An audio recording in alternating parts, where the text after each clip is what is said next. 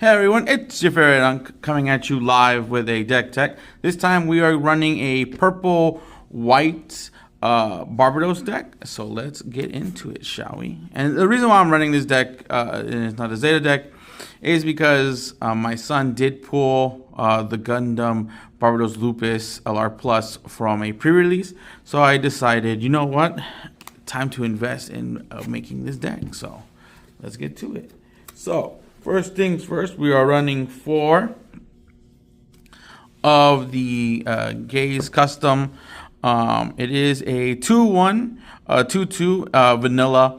It has the Tekkadan trait, which is very important because we'll get into Lupus's effect later on, and let's distinguish why we need that. Next, we are running 4 of the Gundam Barbatos first form. This is a 3-2, 3-2, and then on the attack, if this unit has damage, you get to draw a card, and it links with Mika, and it has the Tekkadan trait as well as Gundam frame. This is important. This is a draw engine. If unanswered and unchecked, it is great. Do you need all 4 of these? Probably not. You can always replace it with another 3-2 card, purple card, if you don't have access to it, because I do know that these are starting to go up in price. Last time I checked, they were going up to like $30 now. So that's kind of expensive. Next, we are going with 4 of the Ryusei Go, which is a Grace Custom 2. It is a 3-2, 2-2. And on its effect is when deployed, you get to choose one of your units. It deals 1 damage to it, and if you do, you draw a card and discard a card. So you do, the strategy of the deck is to fill your grave with as much Tekkadan or Teiwa's units as possible, so that way you can take advantage of Lupus's effect. So the fact that this is able to ping and then draw a card, discard a card is great. So the fact that it can ping Barbatos first form to get you the draw is amazing, and it can drop either the same turn or a turn after the Barbatos drop.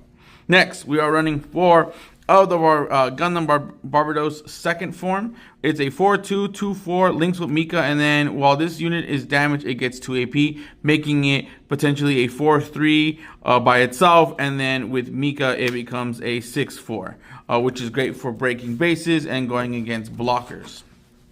Next, we're going with a new card that has been released in GDO3. It is the Gundam Barbatos Adept. It is a 4-2, 2-4, and then on deploy, you get to choose one of your units and an enemy unit, and then you deal 1 damage to both of them. It links with Mika as well. So the important thing about this card is the fact that you can ping, again, the Barbatos first form, or you can ping something else, the Barbatos second form, and then being able to swing out. It is a 2-4, so it makes it a very chunky boy. Under Mika, it becomes technically a 4-6 if you don't ping it. If not, it becomes a 4-5. Next, we are running the Ryui, or the Ryui, or whatever. I don't know what this card is called, but it does link with a Tekkadan trait and Teiwa's. It is a 4-3, 3-4, and on deploy, you can choose one of your units. It deals 1 damage to it, and if you do, you get to increase the AP for that turn.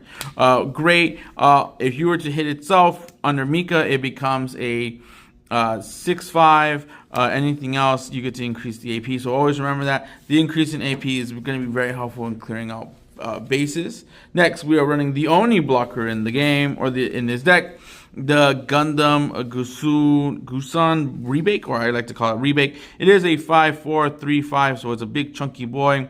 And on deploy, you get to choose one of your units, an enemy unit, and you deal 1 damage to them. It does link to Akihiro, but we don't run Akihiro in this deck, but it does have the Tekkadan traits, so that's very important.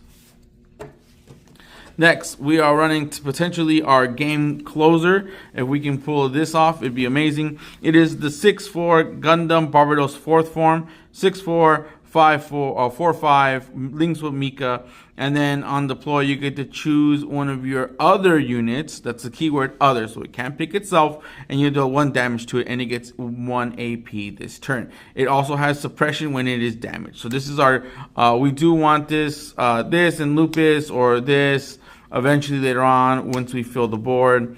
As you can see, the deck does run a lot of low-level units, so we can potentially flood out our opponent, but 9 times out of 10, you are pretty much using Barbatos' fourth form to close out the game after you drop the big boy itself, the Barbatos Lupus. So this is a 7/6/5/5, and then you activate main. You get to choose 3 Tekinen or Teiwaz units from your trash, exile them, and then you deal 2 damage to 1 enemy opponent or 1 enemy unit, which is great.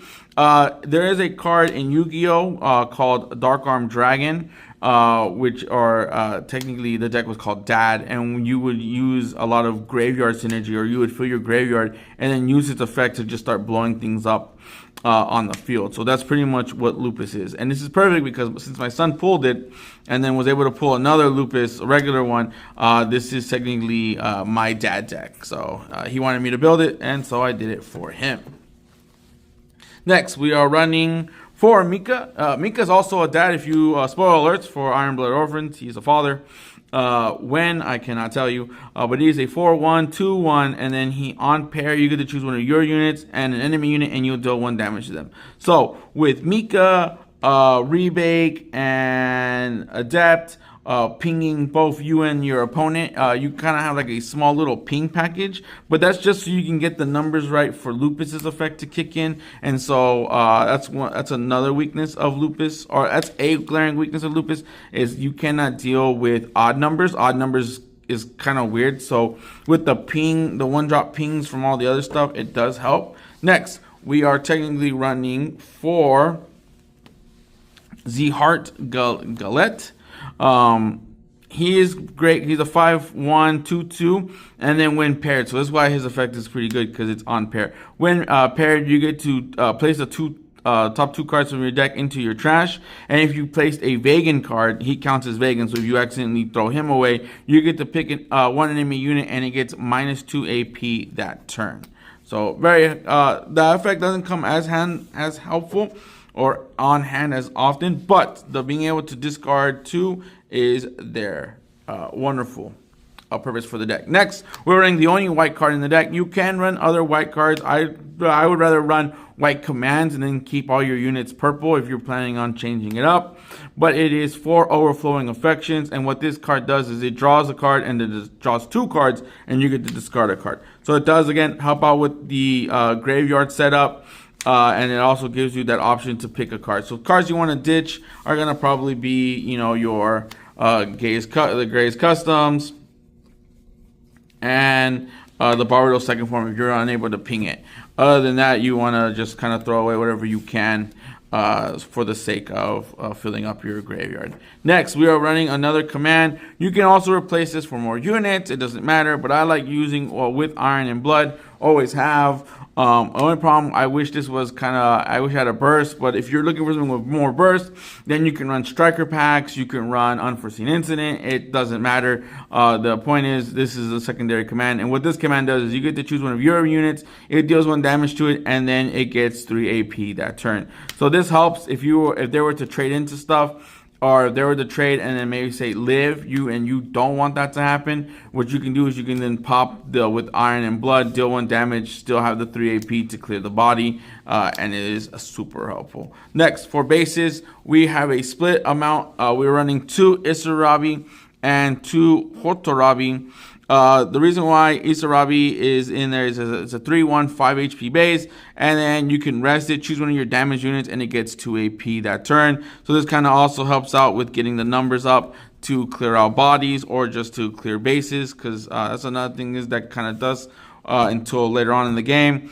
6 HP bases kind of will mess with this deck, but if you're like, you know what, now it is Isarabi, you can clear off stuff. Next is the Hotorabi. This one's one of the newer ones. You can run 4 of this one or 4 of the other. It doesn't matter. I'm doing a split because I do have some of the worst luck when it comes to Hotorabi. And then its effect is during your turn, when one of your friendly Tekiden or Teiwaz unit receives effect damage, which, oh hey, would you look at that? Most of the deck does that.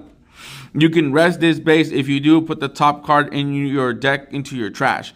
It is a 4/1/5 HP base. This is great because it helps you filter in your trash. But if you played Yu-Gi-Oh, there's another deck type as well called Lightsworns, and that is all based on RNG and luck.